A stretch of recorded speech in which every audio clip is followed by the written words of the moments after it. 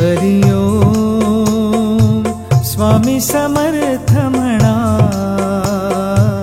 हा जन्म नाही पुन्हा। हरि ओम। ओम श्री गणेशाय नमः। श्री स्वामी समर्थ माझ्या युट्यूब चॅनलवर तुमच्या सगळ्यांचं पुन्हा एकदा मनस्वी हार्दिक स्वागत करते। स्वामींचरणी प्रार्थना करते की हे स्वामी महाराज सगळ्यांना सुखात, समाधानात, आनंदात आणि ईश्वरात ठेवा। तुमचं नामस्मरण अखंड या मुखात असू द्या, हीच मी स्वामींचरणी प्रार्थना करते आणि आजच्या व्हिडिओला सुरुवात करते। तर आजच्या व्हिडिओचा विषय आहे तो म्हणजे काय तर 4 तारखेला येत्या 4 तारखेला रविवारी येत आहे दीप अमावस्या। दीपपूजन आपण त्या दिवशी सगळेजण करत असतो। सगळ्यांना माहिती आहे की आपण कसं दीपपूजन करतो, परंतु त्याची थोडक्यात माहिती मी तुम्हाला आजच्या व्हिडिओमध्ये देणार आहे। चला मग व्हिडिओला सुरुवात करते। श्री स्वामी समर्थ। दीप अमावस्या। दीप अमावस्येच्या दिवशी आपण आपल्या घरातील सगळे दिवे हे छान स्वच्छ करून त्यांना घासून त्यांना स्वच्छ करतो आणि त्यांना पाटावरती छान वस्त्र अंथरून प्रत्येकाला तांदळाचं आसन करून त्यांचं दीप प्रज्वलन करून त्यानंतर आपण पूजन करतो। तर त्या दिवशी आपल्याला दीप आपल्या सगळ्या घरातील जेवढे दिवे असतात त्या सगळ्यांचं पूजन करायचं असतं। आणि हा व्हिडिओ लवकर बनवण्याच्या मागचं कारण असं आहे की बघा, काही काही गोष्टी या दगदगत्या जीवनात प्रत्येक गोष्ट ही आठवण राहते असं नाही, परंतु जर व्हिडिओ बघून आठवण येते किंवा आपण युट्यूबवरती भरपूर व्हिडिओ बघत असतो तर आपल्याला आठवण येते आणि आपण काय करतो दररोज सगळे दिवे वापरत नाही। जसं की समया झाल्या किंवा मोठे दिवे झाले तर हे आपण रोज वापरत नाही। आपण काय करतो सगळे दिवे ठेवून देतो आणि जे डेली लागणार आहे, जसं तुळशीजवळ दिवे लागतात आपल्याला, नंतर मग उंबरठ्याजवळ लावायला दररोज दिवा लागतो आणि देवाजवळ लावायला दिवे, तर एवढे दिवे आपण समोर ठेवतो आणि बाकी सगळे दिवे आपण ठेवून देतो। मग ते सगळे दिवे आपल्याला आदल्या दिवशी करा किंवा त्या दिवशी करा, छान स्वच्छ करायचे आणि त्यानंतर दीपप्रज्वलन करून आपण त्याचे पूजन करायचं असतं। याच्या मागचं कारण असं होतं की ह्या दिवसापासून बघा श्रावण महिना सुरुवात होतो, म्हणजे दिवस हा लहान होतो, रात्र ही मोठी होते। पूर्वीच्या लोकांकडे अशा ट्यूब लाईट्स वगैरे काही नव्हतं, ते दिवेच लावत होते, म्हणजे घरात एक पणती जळायची आणि ते दिवे लावत होते। मग दिवस हा लहान होतो, रात्र ही मोठी होते, अर्थात अंधारा लवकर पडत असतो। तर अंधारा लवकर पडत होता, तर मग लवकर पडत असतो त्या दिवसापासून। मग पूर्वीचे लोक काय करायची की आपल्या घरातील जेवढे दिवे आहेत ते सगळे दिवे काढायची, त्यांना स्वच्छ करून ठेवायचे, जेणेकरून काय व्हायचं की त्यांना या दिव्यांची जी काही गरज आहे ती पुढे लागणार होती।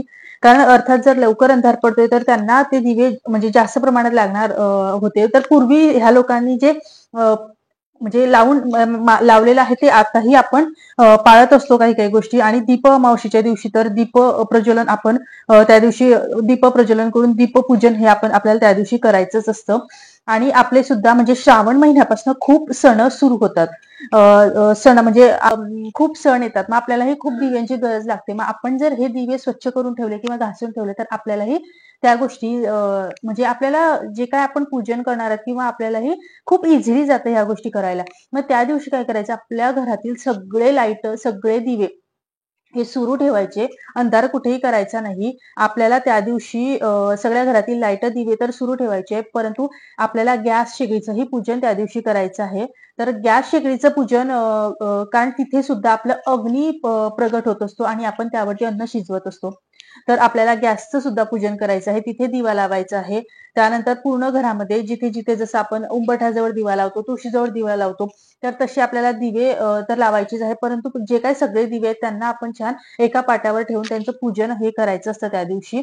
त्या सर्वात मेन म्हणजे काय तर त्या दिवशी गॅसचं सुद्धा पूजन करायचं असतं। तसंच आपल्या घरातील मुलींची पूजन आपल्याला त्या दिवशी करायचं असतं। दिवा हे वंशाचं प्रतीक आहे, तर आपल्या घरातील जे मुलं मुली आहेत, आजकाल मुलं मुली असा काही भेदभाव राहिलेला नाही, तर त्या दोघांचंही आपल्याला म्हणजे मुलगा मुलगी जे असेल त्यांचंही आपल्याला त्या दिवशी पूजन करायचं आहे। तर अशी ही माहिती होती। त्यानंतर प्रॅक्टिकली मी तुम्हाला करून दाखवणार आहे की दिवेचं पूजन वगैरे, आणि त्याबरोबर तुम्हाला खूप महत्वाची अशी दीपपूजनाची माहिती सुद्धा मी तुम्हाला देणार आहे। चला मग सुरुवात करते। आषाढ महिन्याच्या शेवटच्या दिवशी म्हणजे अमावस्येला आषाढी अमावस्या किंवा दीप अमावस्या असं म्हणतात। श्रावणाचा पवित्र महिना सुरू होण्याच्या आदल्या दिवशी ही अमावस्या येत असल्याने घरातील सर्व दिव्यांची पूजा केली जाते। श्रावण महिन्यात वेगवेगळ्या सणांना वापरल्या जाणाऱ्या दिव्यांचा हा महिना सुरू होण्याआधीच पूजा करण्याचा हा सण आहे। दीप अमावस्या म्हणजे काय? आषाढी अमावस्या होय। या दिवशी दीपपूजन करून आगामी श्रावण महिन्याच्या स्वागताची तयारी केली जाते. अंधारातून प्रकाशाच्या वाटेवर नेणारा दिवा हा मांगल्याचं प्रतीक आहे. त्यामुळे अनेक चांगल्या वाईट प्रसंगामध्ये आपल्या संस्कृतीत दिव्याला विशेष महत्व आहे. मांगल्य, समृद्धी आपल्या आयुष्यामध्ये नांदावी या प्रेरणेने आषाढ महिन्याच्या शेवटच्या दिवशी दीपपूजन करून दीप अमावस्या ही साजरी केली जाते. आषाढानंतर श्रावण या हिंदू धर्मियांच्या अत्यंत पवित्र समजल्या जाणाऱ्या महिन्याची सुरुवात होते आणि तो महिना म्हणजे श्रावण महिना. पावसाळ्यात कमजोर झालेल्या पचन क्रियेला देखील चालना देण्यासाठी, मजबूत करण्यासाठी ही दीप अमावस्या दिव्यांच्या माध्यमातून प्रेरणा देत जाते. तसंच या दिवशी आपल्याला आपल्या घरातील सगळे दिवे छान स्वच्छ करून घ्यायचे आहेत. ज्या पद्धतीने बघा मी सगळे दिवे, ज्या समय आहेत, जे आपले दिवे आहेत ते सगळे स्वच्छ करत आहे पितांबरीच्या साह्याने आपण आपले दिवे स्वच्छ करून घ्यायचे आहेत. त्यानंतर त्या दिव्यांचं छान पूजन करून आपण जे काही पदार्थ त्या दिवशी बनवणार आहोत तो पदार्थाचा नैवेद्य दाखवायचा. नसेल तुम्ही तर आपण खडीसाखरेचा नैवेद्य दाखवू शकतो त्या दिवशी. या दिवशी आपण आखाड सुद्धा तळला जातो. आखाड म्हणजे काय, तर त्या दिवशी तळण केलं जाते. म्हणजे आषाढ महिन्यात ना आखाड तळला जातो. म्हणजे काय, तर तळण केलं जातं. कुणी उडदाचे वडे करतं, तर कुणी गुलगुले, कुणी भजे. तर तळण करणं म्हणजे आखाड तळणं होय. तर त्या दिवशी अमावस्येला असं म्हणतो की तेल थोडं तरी जाळायला पाहिजे आणि त्यामुळे हे आपण तळण करत असतो त्या दिवशी. तर त्या दिवशी जे काय आपण तळण करणार आहोत ते तळणाचं म्हणजे जे काय पदार्थ आपण तळणार आहोत तो नैवेद्य त्या दिवशी आपल्याला दिव्यांना दाखवायचा आहे. दिवा हा खूप महत्वाचं काम आपल्या आयुष्यात करत असतो आणि कुठल्याही पूजेची सुरुवात करताना आपण आधी दीप प्रज्वलन करून सुरुवात करत असतो.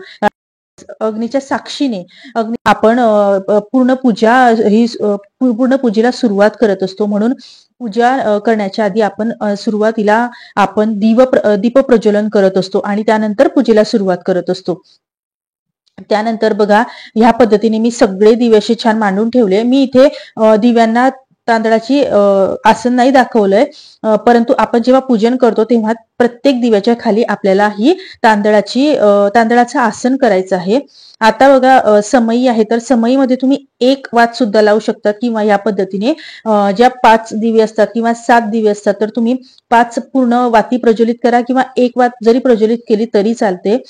तर ह्या पद्धतीने सगळे दिवे आपल्याला छान प्रज्वलित करून घ्यायचे आहेत. जेव्हा आपण असं प्रज्वलित करतो सगळे दिवे आणि घरात छान सर्वदूर प्रकाश तर खूप छान वाटतं. तर अशी ही छोटीशी माहिती होती जी मला तुमच्यासोबत शेअर करायची होती की आषाढी एकादशी म्हणजे आषाढ अमावस्या, दीप अमावस्या आपल्याला या पद्धतीने साजरी करायची आहे. तर ह्या पद्धतीने सगळ्या दिव्यांचं हळदी कुंकू आणि तांदूळ टाकून नंतर फुलं वाहून आपल्याला छान सर्व दिव्यांचं पूजन करून घ्यायचं आहे. नैवेद्य दाखवायचं आहे. मी ते नैवेद्य दाखवलेला नाही, फक्त एक तुम्हाला दाखवते पूजन मांडणी कशी करायची. तर अशी छोटीशी माहिती होती जी मला तुमच्यासोबत शेअर करायची होती. तर तुम्हाला व्हिडिओ कसा वाटला मला नक्की कळवा. व्हिडिओ आवडल्यास व्हिडिओला लाईक करा, शेअर करा, सबस्क्राईब करा. केलेली सेवा मी स्वामींचरणी अर्पण करते. श्री स्वामी समर्थ. जय जय स्वामी समर्थ.